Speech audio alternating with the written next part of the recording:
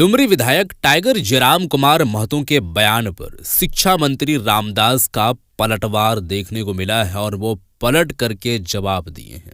क्या जवाब दिए हैं शिक्षा मंत्री जो है वो रामदास, वो किस तरीके से क्या बयान देते हुए नजर आए हैं, हम आप लोगों के सामने वीडियो जो है वो साझा करने वाले हैं। आप लोगों को एक बात मालूम होगा दोस्तों कि जो 1,36,000 करोड़ रुपए केंद्र सरकार के पास बकाया जो बात कही जा रही है कि झारखंड सरकार का वहां पर पैसा इतना है, वो पैसा मिल नहीं रहा है। इन्हीं सब बातों को लेकर के टाइगर जयराम कुमार महतो का ये कहना था कि जब हेमंत सोरेन ये ऐलान कर दिए हैं कि पैसा वो नहीं मिलेगा तो हम कोयला खदान बंद कर देंगे, तो ये अच्छी बात है, बंद कर दें और पूर्वक जितने भी उनके विधायक हैं, सांसद हैं या फिर मंत्री हैं, तमाम जितने भी लोग जो है वो सारे के सारे लोग जो है वो एक जगह पर बैठ करके और धरना प्रदर्शन करें, हम उसमें सहयोग करेंगे, ये बात कहते हुए नजर आए थे। यही बयान पर दोस्तों बात जो है वो कहते हुए शिक्षा मंत्री नजर आए हैं। सबसे पहले वीडियो रखते हैं, वीडियो पहले आप देखें, उसके बाद आगे की हम बात करेंगे। वीडियो देखिए। हम बिना धरना से अगर हमको पैसा मिल जाए तो धरना में क्यों बैठेंगे? अच्छा, हम इसका मतलब हम कमजोर है? हम अगर मजबूत है, बिना धरना में बैठ करके हम पैसा लेने की क्षमता रखते हैं। अच्छा, बोलिए। हमारा राज्य के मुख्यमंत्री, हमारा महागठबंधन, इस राज्य में मुख्यमंत्री का इतना अधिकार है जो राज्य सरकार की बातें को नहीं मानेंगे, किसी भी तरह वो उसको रोक सकता है ठीक अपने बातों को मनवाने के लिए। हमारा वो रास्ता है, ये नहीं कि धरना में बैठेंगे। निश्चित रूप से आज हम आंदोलन की बात कहे हैं, जरूरत पड़ेगा तो आंदोलन करेंगे। किसी भी विपक्षी को हमारे माननीय राज्य का मुख्यमंत्री को सीख देने की जरूरत न है। वो खुद राजनीतिक जानते हैं, सब जानते, अभिज्ञता है उनके पास। समय आने पर, जरूरत आने पर किसी भी तरह से हम पीछे नहीं हटेंगे और हर हाल में केंद्र सरकार का बाकी पैसा वसूल करके रखेंगे। कौन सा लड़ाई किस तरह से लड़नी है, बहुत अच्छी बात है अगर हो जाए तो। हमारे माननीय मुख्यमंत्री को उसे माने सीख देने की जरूरत नहीं।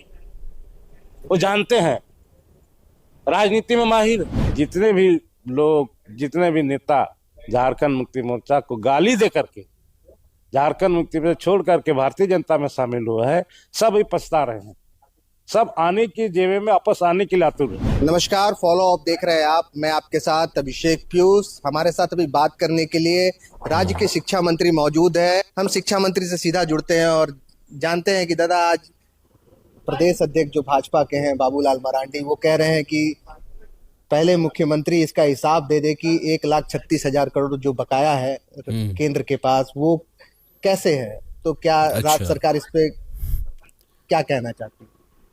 देखिए, विपक्ष जी के पास कोई मुद्दा नहीं बोलने का। हमारा पैसा हमारा बकाया है, हम तो मांगेंगे।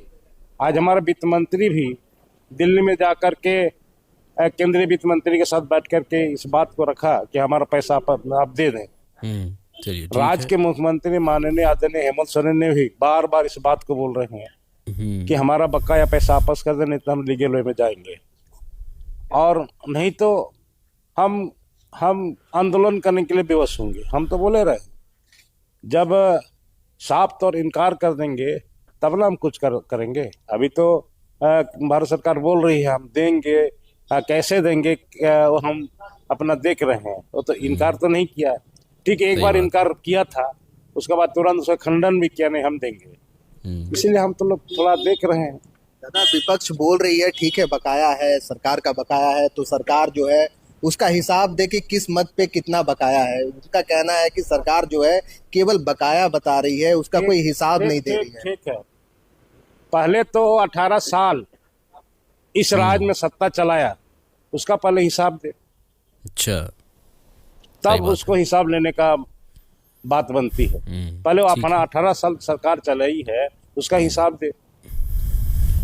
दादा, एक सवाल और है कि विपक्ष की पार्टी बताने वाले जेएलकेएम के जयराम महतो भी अब इस लड़ाई में एक तरह से कूद रहे हैं और उन्होंने एक बयान दिया है जिसमें उन्होंने कहा है कि मुख्यमंत्री राज्य से कोयला नहीं जाने देने की बात कर रहे हैं। वे केवल धरने पर बैठ जाए। जेएलकेएम पार्टी और खुद जयराम महतो जो है इसको लेकर के मुख्यमंत्री के साथ है, और वो जो है रात से एक छटाक कोयला भी जो है वो बाहर जाने नहीं देगी। इस पर क्या कहना चाहें?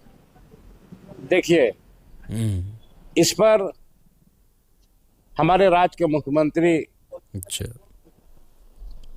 पार्टी का कार्यकारी अध्यक्ष भी है, राज्य का मुख्यमंत्री भी है। हमें कौन सा लड़ाई किस तरह से लड़नी है, हमारे माननीय मुख्यमंत्री को उसे अवगत कराने की जरूरत नहीं है, सीख देने की जरूरत नहीं है। बात वही है, वो जानते हैं, राजनीति में माहिर है। कहाँ क्या करना है तो बताने की जरूरत नहीं है। जिस प्रोसेस में जा रहे हैं तो प्रोसेस में तो शुरू कर दिया है।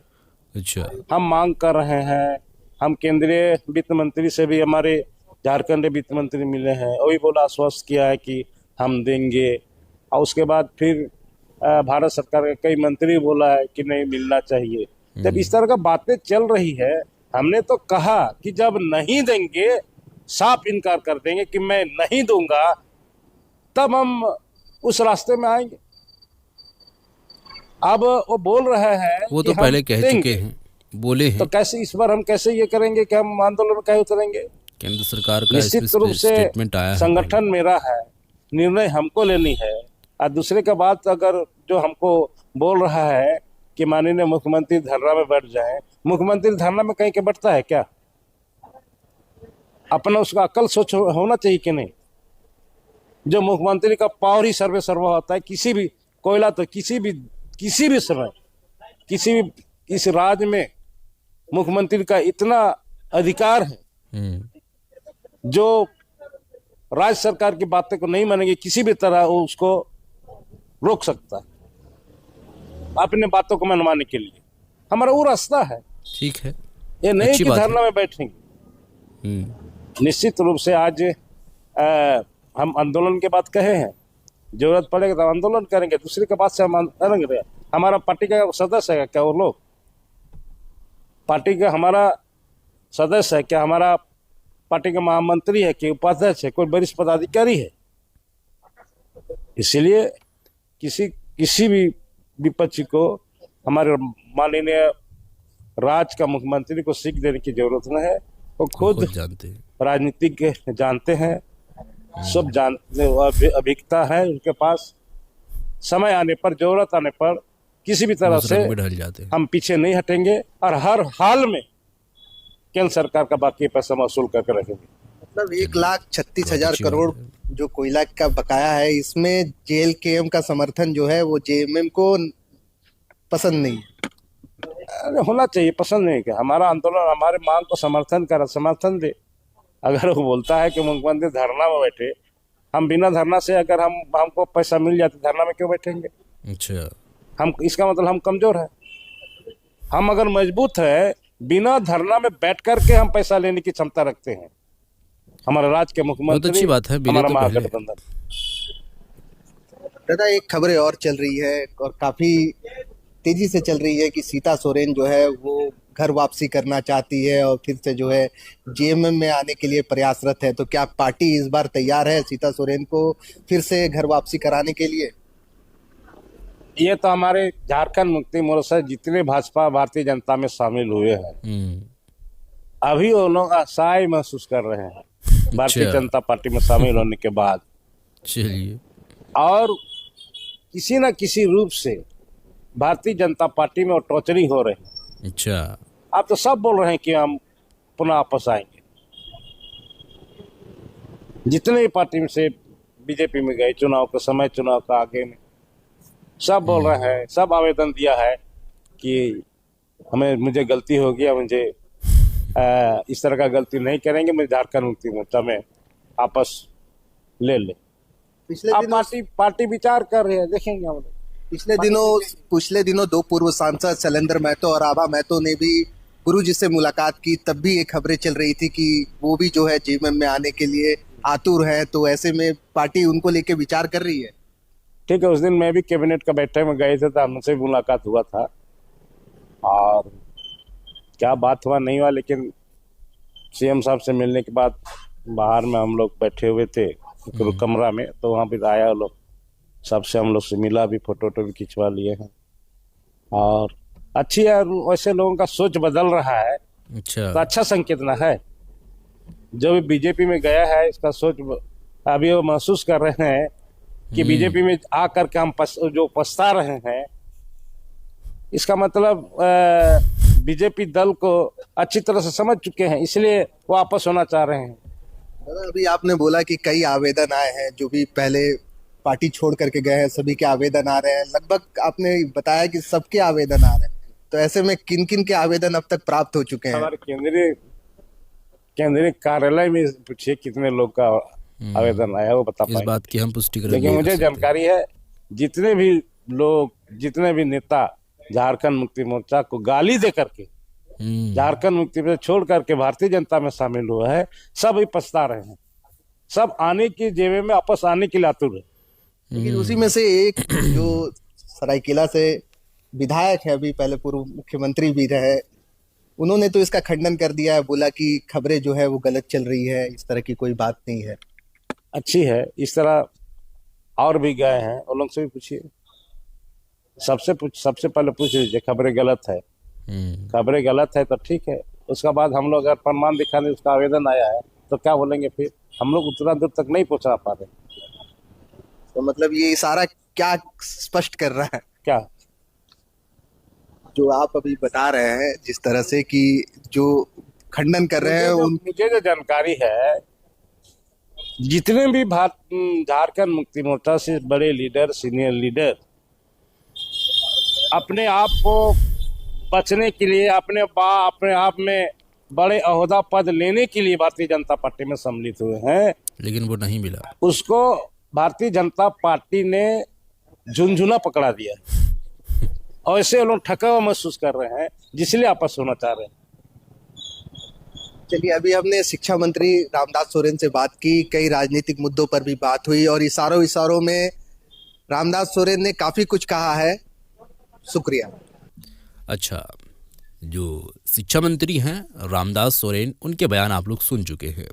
2-3 पॉइंटों पर ये कवर करते हुए बात बोले हैं। पहली बात तो ये है कि टाइगर जयराम कुमार महतो जो उनके समर्थन में उतरने वाले थे कि माननीय मुख्यमंत्री जो है वो धरने पर बैठे हैं, कोयला बंद करें, 1,36,000 जो बकाया है केंद्र सरकार के पास, हम उसका सहयोग करेंगे। तमाम जितने भी आला अधिकारी हैं, जितने भी मंत्री हैं, सांसद हैं, एमएलए हैं, तमाम के तमाम जो है वो धरने पर बैठे, हम भी समर्थन करेंगे। तो ये जवाब देते हुए नजर आए हैं कि ऐसा नहीं होता है। कोई मुख्यमंत्री क्या धरने पर बैठ सकते हैं? लॉजिकली बात ये नहीं है। तो हम क्षमता रखते हैं कि बोल से ही, और ऐसा जो काम कर रहे हैं ऐसा ही हम लोग जो है वो क्षमता रखते हैं कि वो पैसा वापस ले ले।